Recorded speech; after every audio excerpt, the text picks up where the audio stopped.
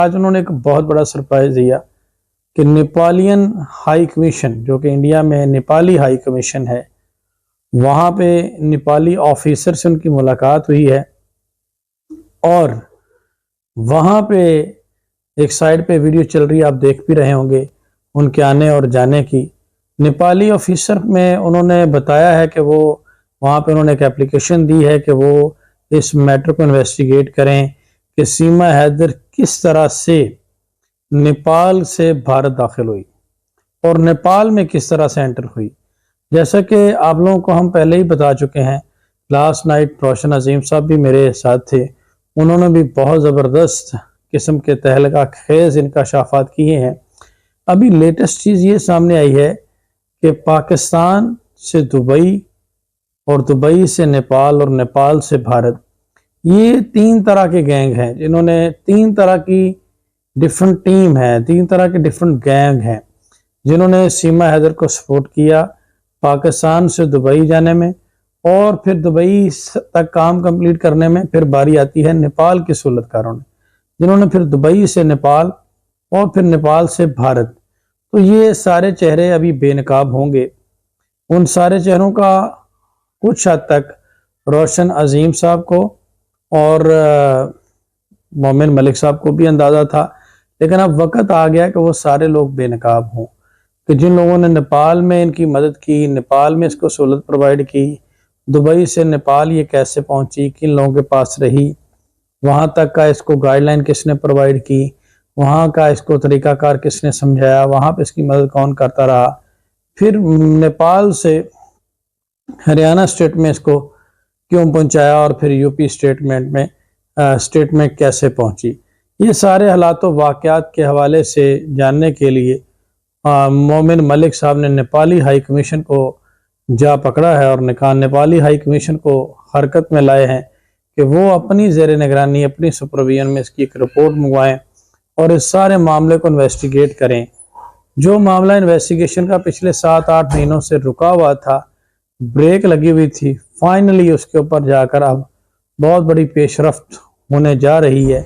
कि अब जो अफसरान मुअत्तल हुए थे, सस्पेंड हुए थे, उनके हवाले से भी मज़ीद अपडेट, मज़ीद चीज़ें सामने आएंगी कि पहले अभी तक तो हमने देखा कि वो सिर्फ सस्पेंड ही हुए थे, उनका किसी किस्म का कोई बयान, किसी किस्म का कोई स्टेटमेंट, कोई चीज़ इन्वेस्टिगेशन सफ़ा मिसल के ऊपर, पुलिस फाइल के ऊपर नहीं आई। लेकिन अभी जो कि इन्वेस्टिगेशन करने वाले इदारों को मोमिन मलिक साहब हरकत में लाए हैं और नेपाली ऑफिसर ने भी उनके साथ बहुत ज़्यादा कोऑपरेट और उन्हें बताया है कि वो कोऑपरेट करेंगे और इस सारे मामले को उन्होंने भी तशवीश का इजहार किया है कि किस तरह से सिक्योरिटी ब्रीच करके ये खातून वहाँ पे पहुंची हैं और वो अपने तौर पर इस सारे मैटर की तहकीकात करवाएंगे कि नेपाल में इसके मददगार जो थे और उनको गिरफ्तार भी करेंगे और उनके खिलाफ कार्रवाई भी करेंगे और मजीद चेहरे भी अभी सामने आएंगे। ये बड़ी हैरानकुन चीज़ है कि इस मामले में इतने प्री प्लान तरीके से, वेल मैनेज तरीके से इसको मैनेज किया गया और अभी ये सूरत हाल देखकर तो ये लग रहा है कि ये जो प्रोविजन शामिल की गई हैं FIR में, ये बहुत कम है और ये जो नॉमिनेट लोग किए गए हैं ये भी बिल्कुल मोहरे हैं। इनके असल मुहर्रकात, असल लोग तो इसके पीछे कुछ और हैं। नेपाल में इसके कौन से पॉलिटिकल इसको लोग सपोर्ट करते रहे, हरियाणा स्टेट में, यूपी स्टेट में, और इस तरह से पूरा एक विंग इसको सपोर्ट करता रहा है। वो सारे के सारे अब बेनकाब लोग होने जा रहे हैं। यही वजह है कि मोमिन मलिक साहब के आने से इनकी नींदें उड़ गई हैं और इनको जुलाब लग गए हैं और नींद की गोलियां खाने पे भी ये लोग मजबूर हो गए हैं। तो आप एक चीज़ देखें, किसी जगह पे, किसी फोरम पे वो जस्टिफाई नहीं कर पा रहे अपने आप को और आने वाले वक्त में भी नहीं कर पाएंगे। और ये जो अभी सूरत हाल बन गई है, अभी तो इनकी गले की हड्डी बन चुके हैं मोमिन मलिक साहब, वो इसलिए कि जो जो चीज़ें वो उखाड़ के सामने ले आए हैं वो आप खुद देख रहे हैं। अभी बहुत सारी चीज़ें और भी सामने आनी है और अब ये 5 साल सज़ा तो पक्की है, लेकिन ये 5 साल सज़ा कम है, इससे ज़्यादा सज़ा की हकदार ये खातून बनेगी। दूसरी जानब बैकडोर बहुत सारे मामलात जो है वो सामने आ रहे हैं, एपी सिंह साहब की तरफ से भी, सीमा हैदर की तरफ से भी, और तमाम तरह से बंद गली में दाखिल इनको कर दिया है। इनकी सोच नहीं थी कि गुलाम हैदर के वकील इतने शार्प होंगे और इस तरह से चीज़ों की गहराई तक पहुंचेंगे। अगले 2-3 दिन में और बहुत सारे सरप्राइज हैं जो आप लोगों के सामने हम रखेंगे, और आप देखेंगे किस हद तक मोमिन मलिक साहब जो एफर्ट्स कर रहे हैं, और जो कानून इम्प्लीमेंट रोशन अजीम साहब नहीं कर पाए थे यहाँ पे एक्सेस की वजह से, इंशाल्लाह उसको अब मोमिन मलिक साहब सरअंजाम तक पहुँचाएंगे। तो बहुत ही ज़बरदस्त किस्म की ये चीज़ें सामने आई हैं, और ये समझ से बालातर है कि इसके पीछे जो एजेंडा है वो एक बहुत बड़ी इंटरनेशनल कॉन्स्पिरेसी लग रहा है। इंशाल्लाह इस सारे मामले को इन्वेस्टिगेट किया जाएगा बड़े सही तरीके से, और उसके बाद जजा और सजा का मामला आगे बढ़ेगा। जो कि भारत में गुलाम हैदर के वकील हैं, जो किसी तारफ के मोहताज नहीं, बजरंगी भाईजान जिनका तारफ है, बहुत सारी फिल्में जिनके ऊपर बन चुकी हैं, बहुत ही आला पाए के वकील हैं, और आज उन्होंने बहुत बड़ा सरप्राइज एक और दिया है, जिसके बाद सीमा हैदर और एपी सिंह और उसके सहूलतकार चकरा के रह गए। बहुत ही ज़बरदस्त किस्म की इंफॉर्मेशन।